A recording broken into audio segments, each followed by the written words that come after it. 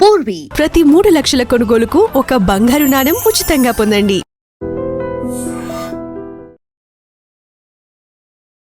Hello viewers, welcome to iDreams media. వరుస bus ప్రమాదాలు ప్రజల్ని భయభ్రాంతులకు గురి చేస్తున్నాయి.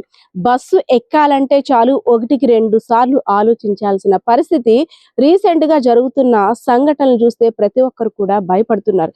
ఎందుకంటే కొద్ది రోజుల క్రితం కావేరీ ట్రావెల్స్ సంబంధించి అసలు ఎంత పెద్ద ఘోర ప్రమాదాన్ని చూసి ఎన్ని రోజులు కూడా కాకముందే చేవెళ్ళ బస్సు యాక్సిడెంట్ కంకర సంబంధించి చాలా మంది కూరుకుపోవడంతో మృత్యువాత పడిన ఘటన.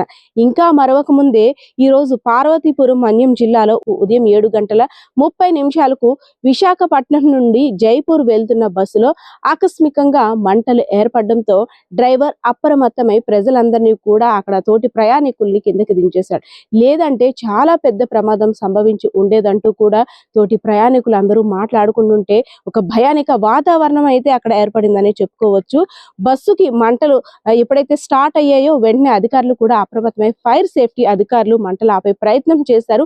అయినప్పటికీ కూడా మనం విజువల్స్ లో చూడొచ్చు, బస్సు మొత్తం పూర్తిగా మంటలకి ఆహుతైపోయి ఒక భయంకరంగా బాడీ పార్ట్ మాత్రమే మిగిలింది.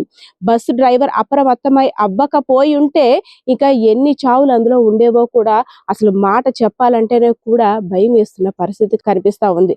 ఎందుకంటే వరుస ప్రమాదాలు, బస్సు ఎక్కాలన్నా బస్సులో ప్రయాణించాలన్న ఒక ఆలోచన అయితే వచ్చేస్తుంది. పొద్దున్న ఎవరైతే ఆ బస్సులో జర్నీ చేస్తున్నారో వాళ్ళందరూ కూడా ఈ రోజు దేవుని చూపులు మా మీద ఉన్నాయి, అందుకు బ్రతకగలిగామంటూ కూడా అమ్మయ్య బ్రతుకు జీవుడా అంటూ వారందరూ ఊపిరి పీల్చుకున్న పరిస్థితి.